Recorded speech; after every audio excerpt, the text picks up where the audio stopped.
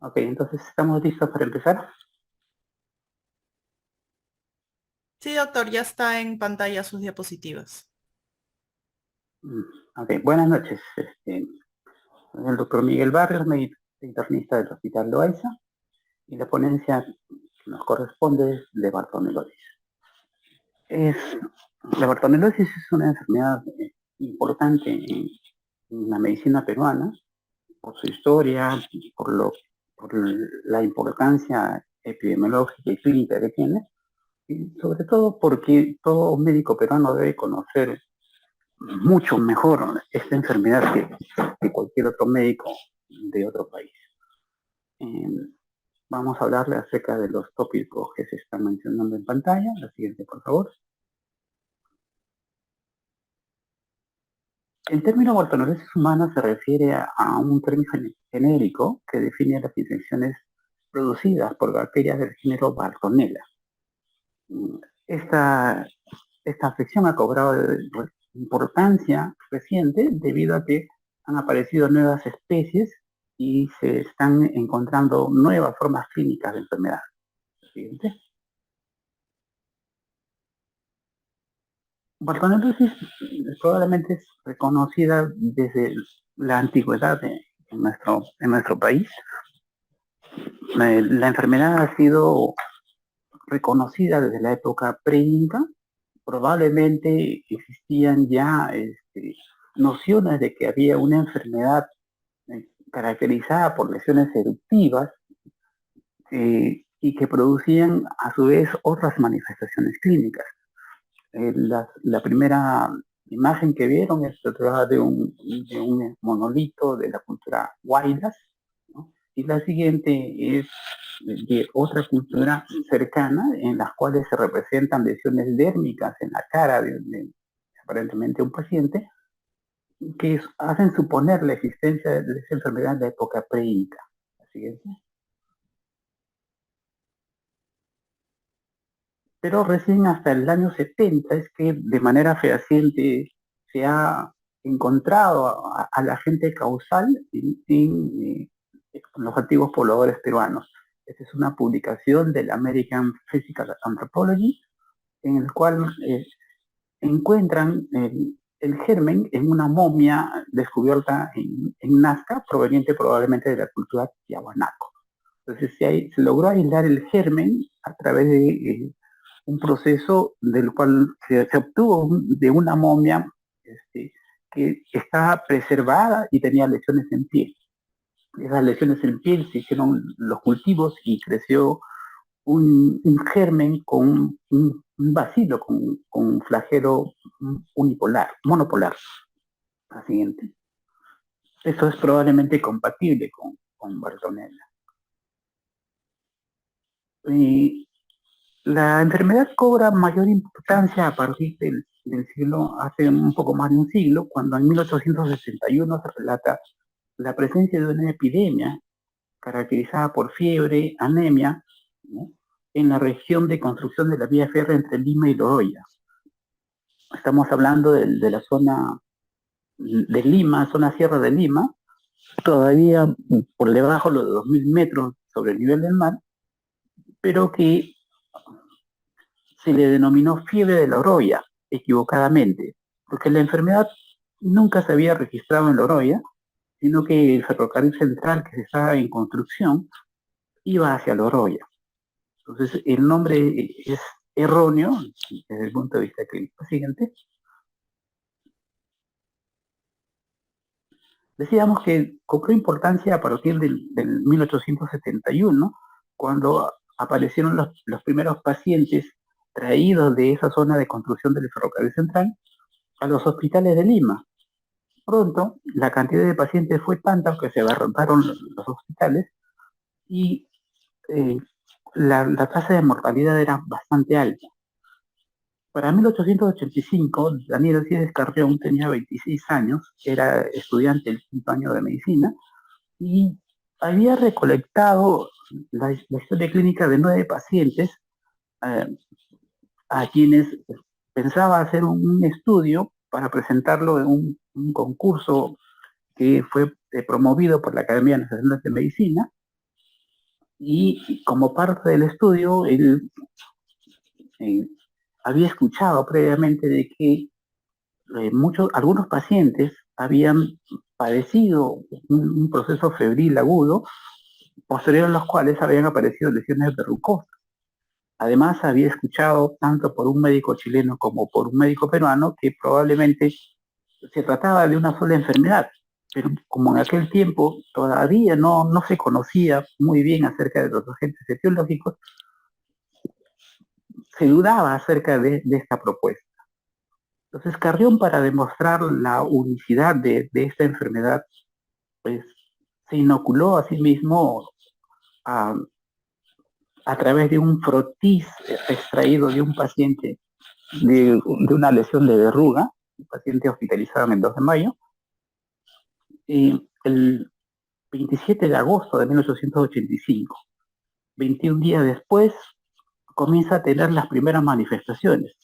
Esos 21 días han quedado como periodo de incubación reconocido de esta enfermedad promedio, como vamos a notar, pero después de este periodo de incubación comienzan las primeras manifestaciones clínicas que fueron un tanto específicas: malestar, decaimiento, hiporexia, náuseas, y unos 10 días después comienza a tener fiebre creciente, dolores articulares, mialgias, artralgias y un progresivo decaimiento de estado general. Así se nota un tanto anémico, ya está más inapetente, presenta vómitos, diarreas, y en los días posteriores su estado se agrava. La fiebre se hace más constante y comienza a tener trastorno del sensorio hasta que en el último día llega a tener es, manifestaciones neurológicas más severas y compromisos respiratorios, además del digestivo, por los cuales llega a fallecer.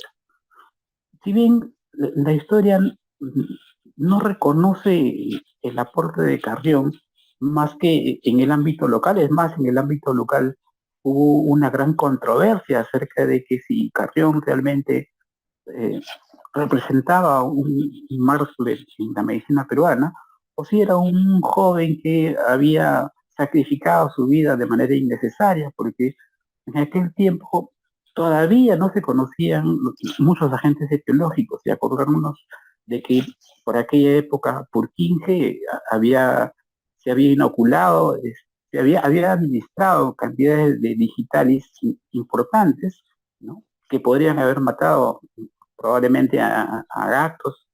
Eh, Oberheimer se había autoinoculado en el bacilo del cólera y había fallecido como consecuencia de eso. Entonces, era una época de experimentación donde recién se estaba descubriendo los agentes causales, ¿no? Y por aquella época Koch, Pasteur, recién a través del microscopio podían describir los agentes causales. Entonces, Carrión, con su sacrificio, demostró la unicidad clínica de las dos formas de presentación de la enfermedad y eh, a través de la descripción que hizo él junto a sus compañeros, pudieron dar a conocer mejor la evolución clínica de la enfermedad. Este documento es un clásico publicado en el año 68 en una reconocida revista internacional. La siguiente.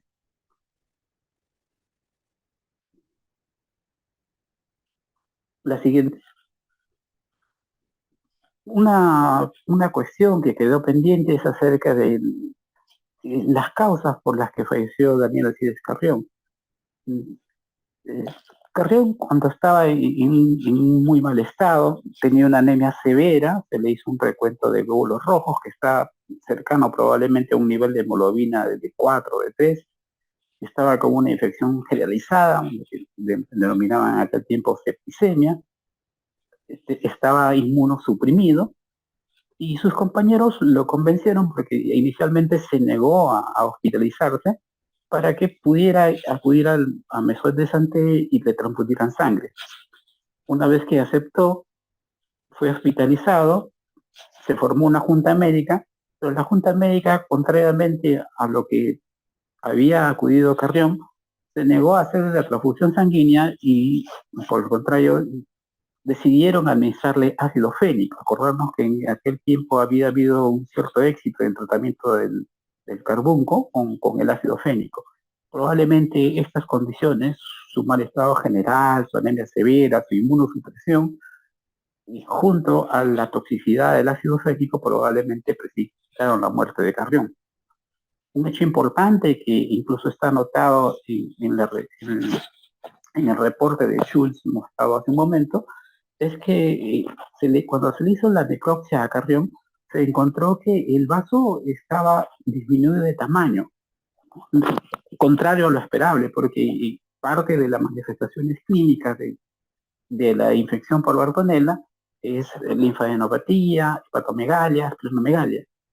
Y el hecho de haber encontrado un vaso pequeño hace suponer que haya tenido algún grado de alteración de la inmunidad que permitió el desarrollo de la Bartonella, probablemente se haya producido una bacteriemia más fácilmente, y o la superinfección por otros gérmenes, que era bastante común en aquella época preantibiótica. En algunos reportes de los pacientes que fallecieron en el brote que hemos mencionado, se encontró una alta tasa de prevalencia de salmonelosis, o por lo menos se presuponía que era salmonela, y probablemente fue la causa de muerte de muchos de ellos. Y de alguna manera hace suponer que de alguna manera haya habido participación de estas salmonelas y como superinfección a la Bartonella que padeció Carrión. El siguiente. El siguiente. Entonces, en Bartonella existe como un género de bacterias intracelulares facultativas, protobacterias alfa 2 del subgrupo de protobacterias. Al momento hay más de 20 especies de Bartonella reconocidas, de las cuales más o menos una docena actualmente se reconocen como patógenos humanos. Bartonella quintana, Bartonella bacilliformis es probablemente la más antigua reconocida. Hace un siglo se reconoció por primera vez Bartonella quintana como agente causal de fiebre de las trincheras, y más recientemente, a partir de los años 90, como un agente causal de angiomatosis vacilar en pacientes inmunosuprimidos. Bartonella henselae posteriormente ha sido reconocido como agente causal de enfermedad del arañazo de gato, de angiomatosis vacilar y endocarditis con cultivos negativos. Lo mismo sucede con Bartonella elisabethae. Bartonella grahami ha sido reconocida como causa de infección intraocular, neurodermitis.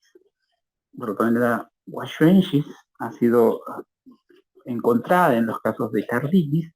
Bartonella binsoni como causa de endocarditis con cultivo negativo, y Bartonella clarichia también ha sido encontrada como segundo agente causal de enfermedades de arañazo de gato. Pero como vamos a ver, este es un grupo de enfermedades que está en expansión. La siguiente. Bartonella es el género en el cual encontramos Bartonella bacilliformis como bacilo gram negativo intracelular, pleomórfico, o sea, se encuentra como coco, como bacilo, pero es bastante móvil.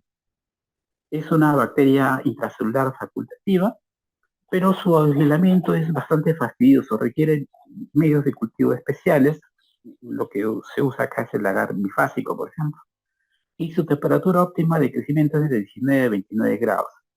El tiempo para que el cultivo salga positivo puede ser variable entre 10 días, 15 días o a veces hasta muchas semanas.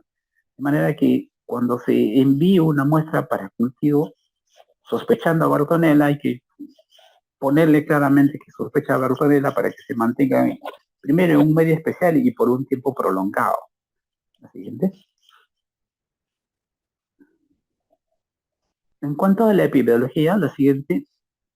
La enfermedad ha existido por mucho tiempo en los valles interandinos de la cordillera de los Andes, especialmente en los países de Ecuador, Colombia y Perú.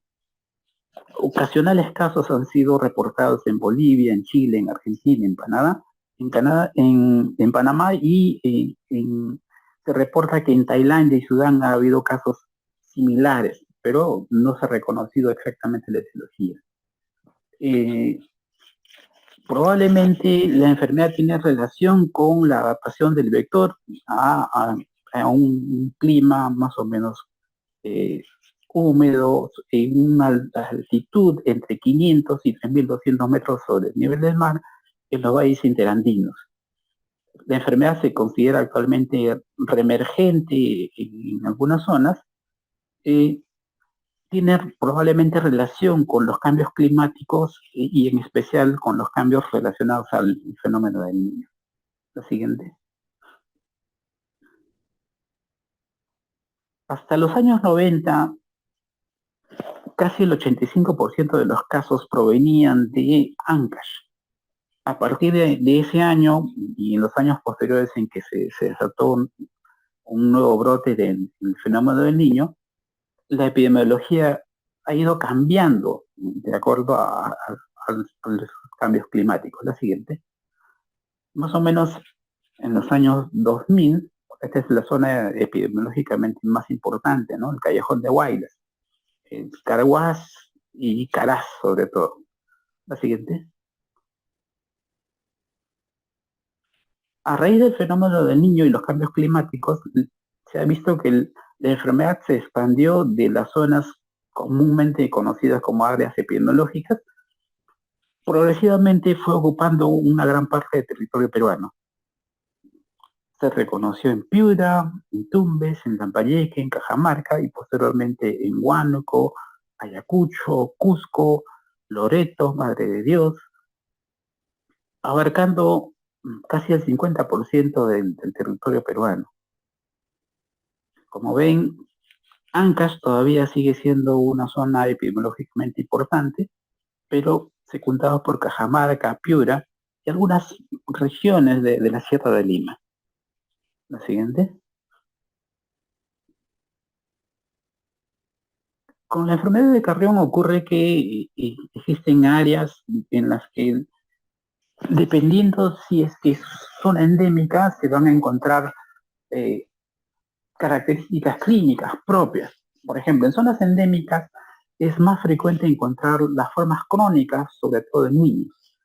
En zonas no endémicas, sobre todo en gente que no ha tenido contacto con la enfermedad, se desarrollan brotes epidémicos y ahí casi todas las edades se ven afectadas. Entonces, es común escuchar que en las zonas endémicas es frecuente encontrar niños con lesiones verrucosas, ¿no? Sin necesariamente haber tenido la fase aguda. Si bien se ha aislado bartonelas en cuyes, en gallinas, en mulas, en caballos, se presupone que no son los agentes causales o no sirven como reservorio porque son especies específicas, como luego vamos a comentar. Lo siguiente.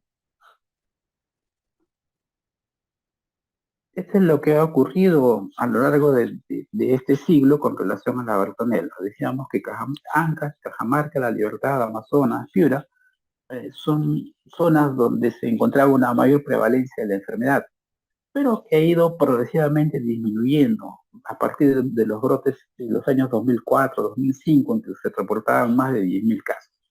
La siguiente. A partir del año 2009 hasta la actualidad, ha ido con una tendencia hacia la disminución de casos. El problema es que en los últimos años no ha habido un reporte confiable o ha habido un subreporte debido pues a los problemas de salud que conocemos, pero que probablemente se esté escondiendo una realidad en relación a la presentación de la enfermedad como una causa actualmente supuestamente poco frecuente. No tenemos el reporte de este año, pero el reporte del año pasado menciona una cantidad de casos bastante escasa. La siguiente. En las provincias que han sido notificadas hasta el año 2022 se refieren, por ejemplo, en la zona de Amazonas, al Luya, En la zona de Ancash sigue siendo el callejón de Huaylas y parte del callejón de Cauchucos. Hablando de Caras, que sigue siendo altamente prevalente. Pueblo Libre. En Cajamarca estamos hablando de San Ignacio o la zona de Tabaconas. En la zona de Huánuco, sobre todo estamos hablando de,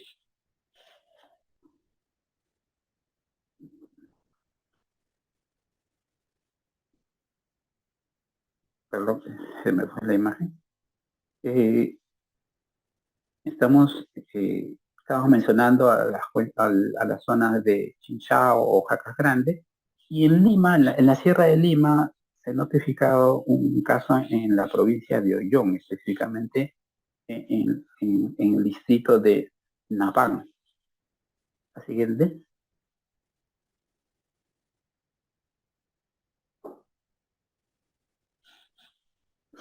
En cuanto a los vectores, la siguiente, estos vectores tienen una adaptación a la zona por el clima probablemente, y eh, antiguamente eran reconocidos como parte del género Phlebotomus, pero actualmente se reconocen como Luxomia. En las zonas endémicas, los pobladores nativos los reconocen como Tiquira o Manta Blanca. Tienen una característica un poquito especial porque son mosquitos más pequeños que los usuales, son usualmente pardos oscuros, pero cuando adquieren sangre, toma un color rojizo, un rojo vinoso. Solamente las hembras son las que se alimentan de sangre. Y el, la picadura usualmente ocurre después de las 5 de la tarde. La siguiente. Decíamos que las lusomías tienen diferentes tipos de territorio. En Ancash prevalecen la lusomía verrucarum y la lusomía peruensis, mientras que en Cajamarca encontramos la lusomía robusta y la lusomía maranhensis. Bueno, en diferentes territorios de nuestro país vamos a encontrar diferentes variedades de lusomía. La siguiente. En relación a las manifestaciones clínicas, la siguiente. Esto es lo que nos enseñaron en nuestra época, ¿no? Una vez que el mosquito picaba a un huésped, ingresaba a la sangre, después de un periodo de incubación de aproximadamente unas 3 semanas, se, eh,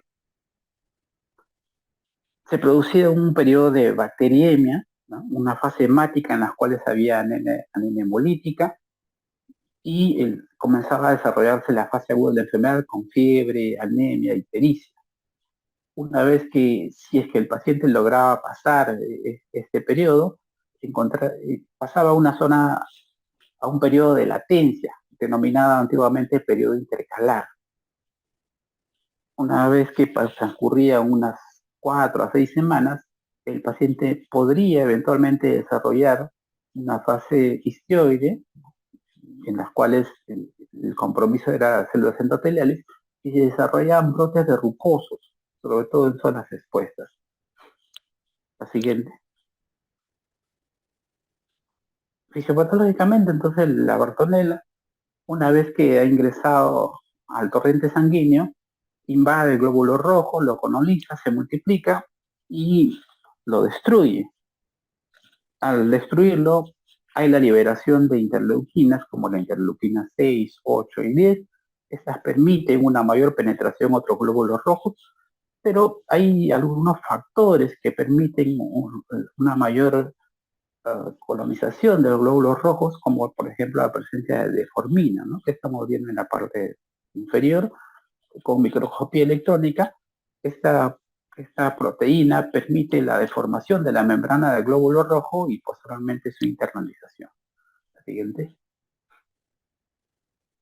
Este es un estudio hecho en una zona endémica, ¿no? En un grupo de pobladores nativos. Se tomó muestras primero de frotis, unas muestras de serología para Bartonella en 690 pobladores. Se encontró 127 casos positivos. De esos 127 casos, Posteriormente se vio que un 11% desarrollaban la fase aguda de la enfermedad, un 37% desarrollaba lesiones verrucosas que habían sido precedidas por la fase aguda, un 31% desarrollaban la fase verrucosa sin haber tenido la fase aguda, pero un importante 20%, o sea, un quinto del total de pacientes, no desarrollaban ninguna de las dos fases, sino que permanecían con bacteriemia y eran asintomáticos. Esto ha hecho cambiar la, la clasificación clínica de la enfermedad, la siguiente, y actualmente, según norma técnica del Ministerio de Salud, se reconoce que existen tres formas clínicas. Una forma de anemia aguda anemizante, denominada fiebre de Oroya, una forma crónica, en las cuales se denomina la verruga peruana, y la forma de bacteriemia sintomática. Esta bacteriemia sintomática puede preceder a la fase aguda o puede presentarse después o en conjunto después de la fase verrucosa. De manera que un grupo importante de pacientes probablemente sirva como reservorio para la transmisión de la enfermedad y es importante darles un tratamiento como si fuera un paciente en fase aguda. La siguiente. Entonces, según la presentación clínica, en fase aguda, la bartonellosis puede presentarse desde una forma asintomática hasta una forma severa e incluso fulminante. Pero en incubación puede ser tan variable como 10 días o incluso un poco más de 6 meses con un promedio de 21 días. Los síntomas prodrómicos son inespecíficos, como sucedió con Carrión: sensación de alta térmica, malestar, escalofríos, mialgias, altalgias, náuseas. La siguiente. Y en las formas más severas aparece fiebre continua, fiebre persistente, por encima de los 39 grados, palidez, y como consecuencia de la hemólisis, la ictericia. Frecuente encontrar linfadenopatía, hepatomegalia, estenomegalia, y en las formas septicémicas, anasárica, edema pulmonar, pericarditis, miocarditis y manifestaciones de compromiso del sistema nervioso central como convulsiones, delirio, coma. Las siguientes. En la fase aguda hay una evolución bastante rápida. Hay una anemia hemolítica que se torna severa en el curso de los días y para la segunda semana se pueden presentar complicaciones tanto infecciosas como no infecciosas. La siguiente. El diagnóstico diferencial en fase aguda se puede hacer con otras enfermedades infecciosas febriles como la fiebre tifoidea, el tifus murino, la leptospirosis, malaria, importante porque gran parte del territorio que ocupa Bartonella también ocupa la malaria, leptospirosis, brucela, hepatitis y en algunos casos leucemias o manifestación o compromiso hematológico como anemia hemolítica o anemia plástica. ¿La siguiente? El doctor Sino Maguiña ha hecho varias publicaciones respecto a las complicaciones en fase aguda. Posteriormente a estas publicaciones él ha redactado un texto donde describe ya en forma más completa todas estas complicaciones, que las tenemos anotadas en el cuadrito. Dentro de estas complicaciones destacan las manifestaciones cardiovasculares y neurológicas, que usualmente son las que denotan un peor pronóstico en relación a la enfermedad. La siguiente. Entonces comentamos que desde el punto de vista clínico, las complicaciones se presentan en más de un tercio de los pacientes. Y históricamente la complicación más reconocida fue la salmonelosis hasta los años 50, más o menos con la aparición de la era antibiótica comenzó a disminuir la tasa de salmonelas, pero se encontró luego Shigella, enterobacterias, estafilococos, tuberculosis, se encontró en varias formas: tuberculosis miliar, tuberculosis fibrocavitaria, probablemente como consecuencia de la inmunosupresión que hemos mencionado. En brotes epidémicos he encontrado leptospirosis, ¿no?, como el brote de Quillabamba, por ejemplo, con alta mortalidad. Sepsis, infecciones urinarias, neumonías, dentro de otras complicaciones. La siguiente. Dentro de las complicaciones virales, el herpes diseminado, algunas formas de hepatitis, dentro de las parasitarias, toxoplasmosis, Pneumocystis jirovecii y Plasmodium vivax, como lo hemos también mencionado. Existen algunos casos en los cuales se ha encontrado la asociación con histoplasmosis, tanto histoplasmosis diseminada como histoplasmosis pulmonar en fase aguda de Bartonella. La siguiente. Este es un reporte que presentamos a la revista de la Sociedad Peruana de Medicina Interna, más o menos a comienzos de los años 2000. El reporte lo había coleccionado el doctor Vilches durante su época de Cerunce en Huancabamba, y los resultados que encontramos para ese estudio descriptivo es que la bartonellosis para Huancabamba era una enfermedad reemergente, había desaparecido por más de 20 años, y se encontraba una alta tasa de complicaciones hematológicas sobre todo, y la mayor prevalencia se presentaba en niños. La siguiente.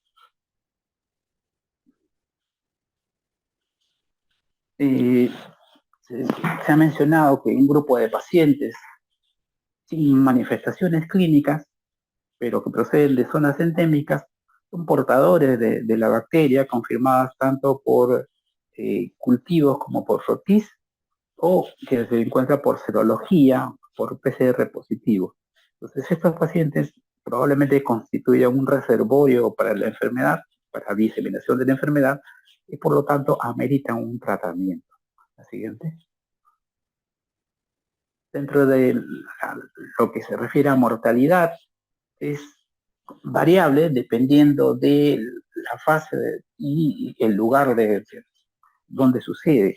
En zonas endémicas la tasa de mortalidad es bastante baja, pero en brotes epidémicos, en la era preantibiótica, por ejemplo, la mortalidad era cercana al 90%. En brotes epidémicos, en zonas donde no existía la enfermedad, por ejemplo, como lo que se desarrolló en Quillabamba, en Champiñán, en Quillabamba sobre todo, en Champiñán sobre todo, la tasa de mortalidad fue de 88%. En el Valle Sagrado de los Incas fue el 23%, ¿no? Y en algunas zonas de Cajamarca, cuando recién reapareció, llegó hasta el 11%.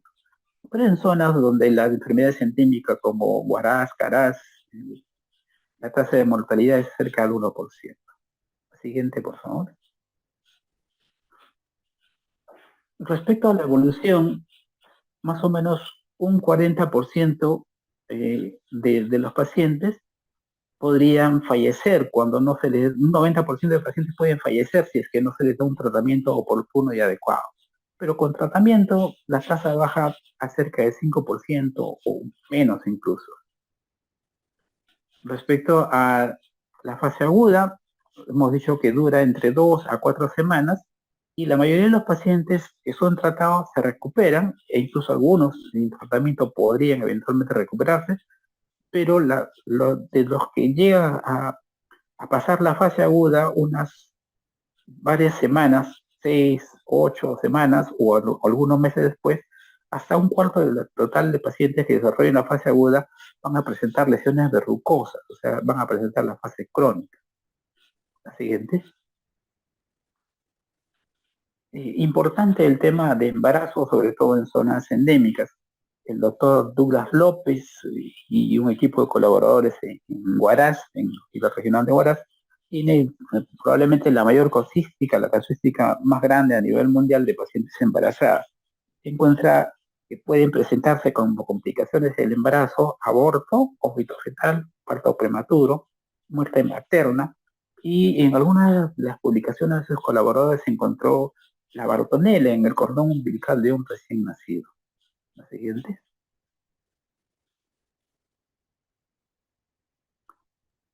En cuanto a la fase crónica, es denominada bartonellosis crónica verrucosa o simplemente verruga peruana, se da más frecuentemente en zonas endémicas, en niños y adolescentes. Muchos de estos niños y adolescentes no han tenido la fase aguda, sino que desarrollan de frente la forma crónica. Las lesiones se localizan sobre todo en zonas expuestas, en extremidades, en cara, y sin tratamiento pueden durar incluso 3 a 6 meses. No dejan ninguna secuela. La siguiente. Eh, Como manifestaciones puede haber malestar general, cefalea, febrícula, artralgias, que no todos la presentan. Y la presentación clínica son tres formas. La miliar, que son lesiones bastante pequeñas, la mular y la nodular, que son lesiones más grandes, como se ve la siguiente. La forma de presentación miliar se refiere a las lesiones verrucosas de menos de 3 milímetros de diámetro. Estas son lesiones papulares, globulosas, de un color rojo, rojo vivo, como ustedes lo ven, que son frecuentemente pruriginosas y en algunos casos sangrantes, como también sucede con la siguiente forma. La siguiente, la siguiente. La forma modular de presentación de verruga peruana se refieren a lesiones verrucosas, pero que tienen más de 5 milímetros de diámetro. Frecuentemente son lesiones sésiles, erosionadas y muy sangrantes, lo que hace confundirlas sobre todo con angiomatosis basilar que se ve en pacientes con VIH. La siguiente. En cambio, las lesiones nodulares son lesiones subcutáneas, usualmente son lesiones más grandes, incluso más de 1 centímetro, son palpables, son tumoraciones palpables, que son confundidas con tumores. El doctor Uriel García, a propósito, tiene una publicación respecto al diagnóstico diferencial de lesiones tumorales angiomatosas con verruga peruana, que es una publicación clásica. La siguiente. Respecto al diagnóstico, la siguiente, eh, el Ministerio de Salud recomienda que se pueda hacer tanto de sangre como de suero, ¿no? O a través de la serología. La siguiente. Entonces, el algoritmo que propone es respecto a si se obtiene sangre, se puede hacer frotis, cultivo o PCR. Si se obtiene muestra de tejido, se puede hacer cultivo o PCR. Y si se quiere obtener serología, se puede hacer por ELISA, por inmunofluorescencia, por Western blot y a través de los nuevos métodos se puede hacer por PCR a través de sangre total. Pero la siguiente, lo que vamos a mencionar entonces, se refiere a la forma práctica de realizar el diagnóstico. En fase aguda, nos interesa hacer con mayor énfasis frotis y cultivos, los hemocultivos que son de bastante positividad en esta fase.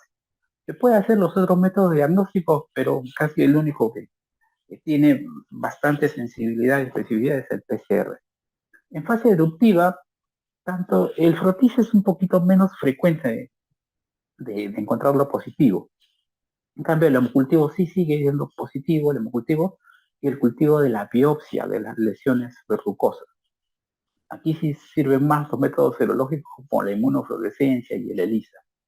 Se puede hacer Western blot o PCR también. Y en la fase bacteriémica sintomática, se puede hacer cualquiera de los métodos que hemos mencionado, pero siguen siendo todavía un poco menos sensibles en relación a las otras fases. El PCR es de bastante ayuda aquí en esta fase. La siguiente. Recientemente se ha publicado un estudio de investigación apoyado por el CONCITEC, la doctora Giovanna Mendoza, ha desarrollado una prueba de diagnóstico a través del uso de proteínas recombinantes. Es un método altamente específico, es un método rápido, pero todavía faltan pruebas de campo para poder desarrollarlo en el contexto de una zona endémica. La siguiente. Respecto al tratamiento, la siguiente va a depender de la etapa y de la severidad. Respecto al tratamiento de la fase aguda en pacientes no graves, la recomendación del Ministerio de Salud es que se deba dar cualquiera de estos regímenes dependiendo de la edad del paciente. En pacientes niños y adolescentes menores de 14 años, la recomendación es amoxicilina con ácido clavulánico, a la dosis que ustedes están viendo. En pacientes mayores de 14 años se podría dar ciprofloxacina o también amoxiclavulánico y en gestantes. El, el antibiótico de elección es la amoxicilina con ácido clavulánico. Se ha probado en las diferentes edades el uso de otros antibióticos como por ejemplo eh, el cloranfenicol, que está proscrito en otros sitios, la ciprofloxacina, el cotrimoxazol. Ha habido respuesta favorable en muchos casos, pero no en todos. De manera que todavía sigue siendo un tema un poquito de controversia si es que se deba dar uno u otro antibiótico. La siguiente, respecto a la forma grave de bartonellosis aguda, aquí se prefiere el uso de antibióticos endovenosos y combinados. Para niños y adolescentes menores de 14 años, recomiendan la asociación de ceftriaxona con otro antibiótico. Eh, en la literatura se menciona que la ciprofloxacina está proscrita en niños por la posibilidad de desarrollo de ruptura de tendón de Aquiles. En los estudios nacionales en los cuales se ha hecho tanto en embarazadas como en niños, no se ha encontrado complicaciones de este tipo. De todas maneras, si es que se va a usar, se usa con precaución. En adolescentes ya y en mayores, la combinación de cipro con ceftriaxona, y en pacientes gestantes, ceftriaxona con cloranfenicol. Otras opciones han sido el uso de cipro con ceftazidime, ¿no? O amikacina con ciprofloxacina. La siguiente. En la fase crónica, en la fase verrucosa, en niños, en adultos y en adolescentes, la primera elección es acitromicina. Hasta a unos 15, 20 años, la terapia de elección era rifampicina, a la dosis de 10 por kilo de peso por 21 días. Se han hecho estudios de campo probando acitromicina a las dosis similares de 10 por kilo de peso en una sola toma por 7 días por vía oral. Y la respuesta es incluso discretamente mejor que la rifampicina. Es un estudio que hice un proyecto de investigación para la maestría, lastimosamente el estudio no se pudo concluir y el doctor Tarazona lo publicó un poco tiempo después. Lo siguiente.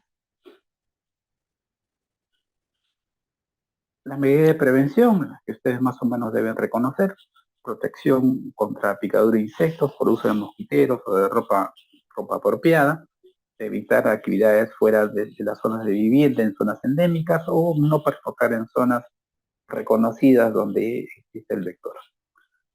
La siguiente. Decíamos que Bartonella es una enfermedad que reconoce una expansión respecto a otras presentaciones clínicas. En el año 2007 se publicó un caso de una paciente mujer de 43 años que había venido al Perú, primero a Lima, después a Nazca, pasó por Urubamba, el Cusco, Machu Picchu y terminó en Iquitos. Al regresar a Estados Unidos, 15 días después de haber regresado, comienza a tener manifestaciones de fiebre, malestar, decaimiento, anemia, ¿no? Y en los estudios iniciales se pudo aislar una Bartonella, pero que por secuenciación genética se descubrió que era una nueva Bartonella. Esta nueva Bartonella se denominó Bartonella rocha-limae, en honor al investigador brasileño Rocha Lima. La siguiente. En el año 2013 se publicó otro caso de un pacientito de 3 años proveniente de una zona endémica en Caraz, al cual se le hizo estudios de una lesión verrucosa y se comprobó otra Bartonella, una nueva Bartonella, que ha sido propuesta como Bartonella candidata Ancashi, Bartonella Ancashi, en honor al lugar donde se describe esta enfermedad con bastante prevalencia. La siguiente. Respecto a la vacuna, existe un proyecto de vacuna utilizando epítopes de de la Bartonella, pero que todavía se necesitan estudios para probar su efectividad. Disculpen ustedes que esté corriendo, pero parece que la ponencia anterior empezó tarde y se me está exigiendo que termine temprano. La siguiente. No sé si nos dé tiempo para arañazo de gato.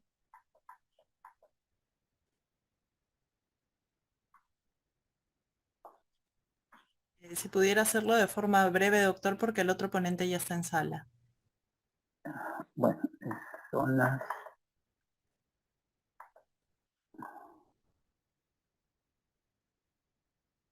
ya. Entonces, bueno, creo que no nos va a alcanzar el tiempo para arañazo de gato.